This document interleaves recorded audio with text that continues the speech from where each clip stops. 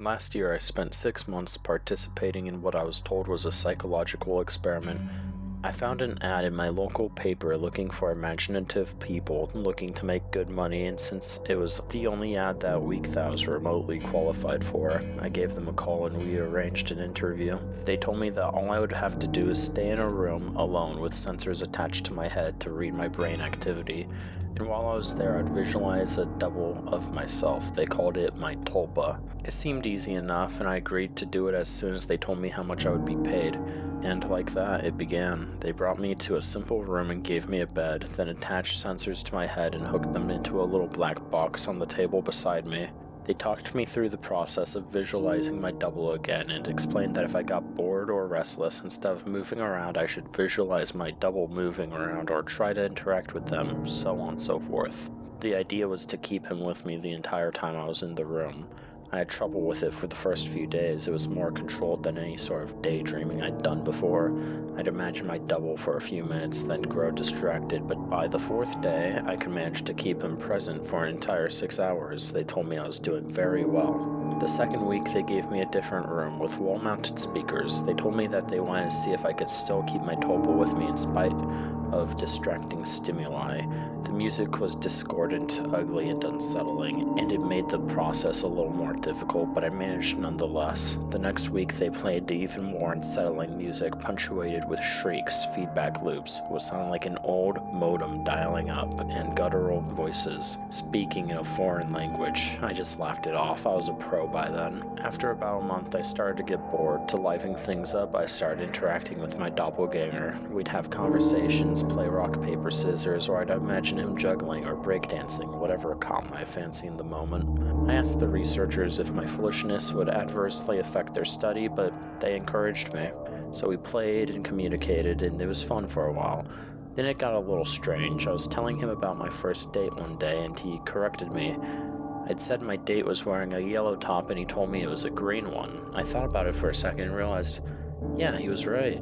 It creeped me out, and after my shift that day, I talked to the researchers about it, and they said, "You're using the thought form to access your subconscious," they explained. "You knew on some level that you were wrong, and you subconsciously corrected yourself." What had been creepy was suddenly cool. I was talking to my subconscious. It took some practice, but I found that I could question my Tulpa and access all sorts of memories. I could make it quote whole pages of books I'd read once years before, or things that I was taught and immediately forgot in high school. It was awesome. That was around the time I started calling up my double outside of the research center. Not often at first, but I was so used to imagining him by now that it was almost odd not to see him. So, whenever I was bored, I'd visualize my double. Eventually, I started doing it almost all the time. It was amusing to take him along with me like some invisible friend. I imagined him when I was hanging out with friends, visiting my mom. I even brought him along on a date once, and I didn't need to speak aloud to him, so I was able to carry out conversations with him, and no one was the wiser.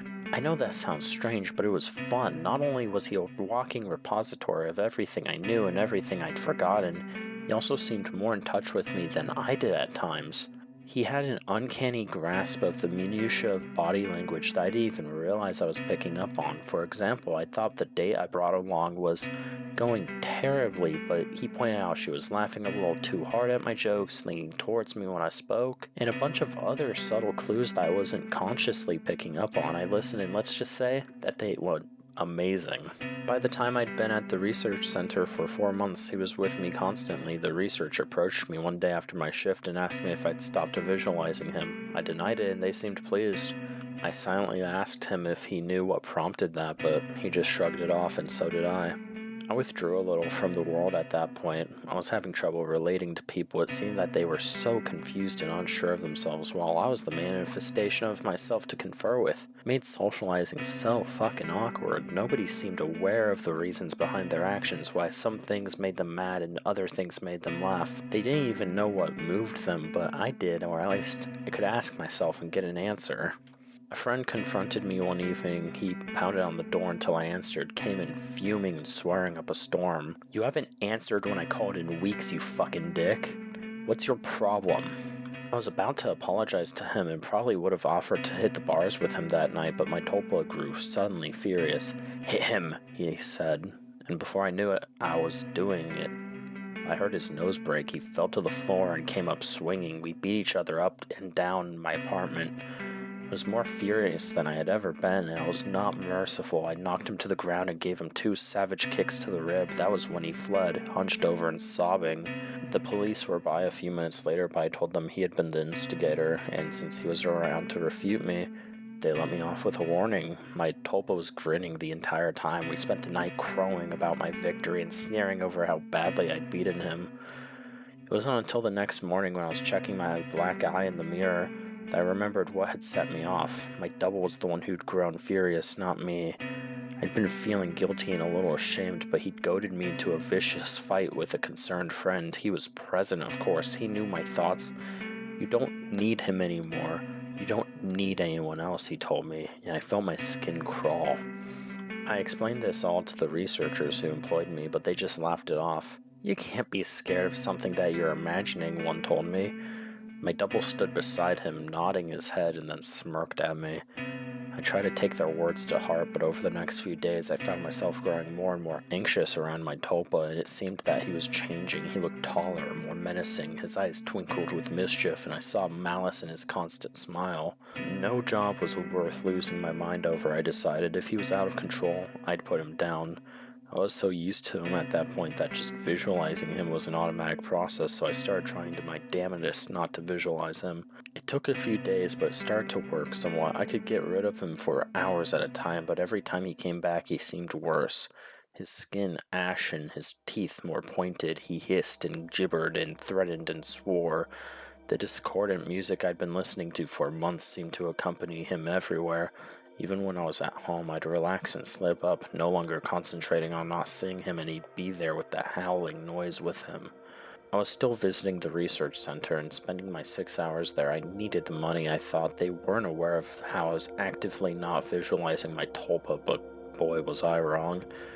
After a shift one day, about 5.5 months in, 2 impressively strong men grabbed me and restrained me, and someone in a lab coat jammed a hypodermic needle into me. I woke up from my stupor, back in the room, strapped to the bed, music blaring with my doppelganger standing over me, cackling. His eyes were sunken in their sockets and filmed over like a corpse's. He was much taller than me, but hunched over. His hands were twisted and the fingernails were talons. He was in short, fucking terrifying. I tried to will him away, but I just couldn't concentrate. He giggled and tapped the IV in my arm. I thrashed my restraints the best I could, but I could hardly move at all. They're pumping you full of the good shit, I think. How's the mind? All fuzzy? He leaned in closer as he spoke. I gagged. His breath smelled like spoiled meat. I tried to focus, but I couldn't banish him. The next weeks were terrible. Every so often, someone in a doctor's coat would come in and inject me with something or force feed me a pill. They kept me dizzy and unfocused, sometimes left me hallucinating or delusional. My thought form was still present, constantly mocking me. He interacted with, or perhaps caused, my delusions. I hallucinated that my mother was there, scolding me, and he cut her throat and blood showered all over me. It was so real I could taste it. The doctors never spoke to me. I begged to them at times, screamed, hurled invectives. I demanded answers. They never spoke to me. They may have talked to my Tulpa, my personal monster. I'm not fucking sure.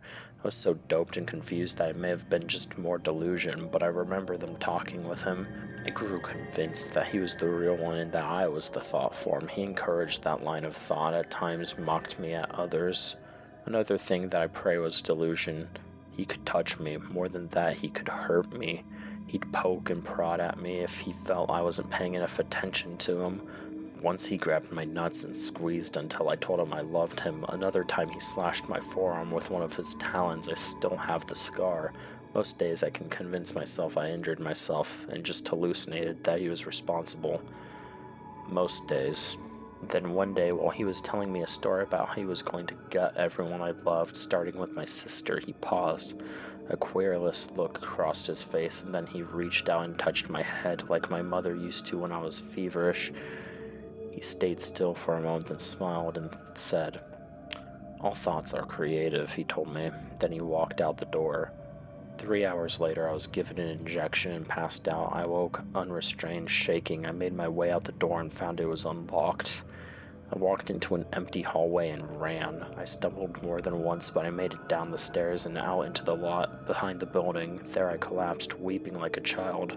I knew I had to keep moving, but I couldn't manage it. I got home eventually. I don't remember how. I locked the door, shoved a dresser against it, took a long shower, and slept for half a day. And nobody came for me in the night. Nobody came the next day or the one after that. It was over. I'd spent a week locked in that room, but it felt like a century. I'd withdrawn so much from my life beforehand that nobody had even known I was missing. The police couldn't find anything. The research center was empty when they searched it.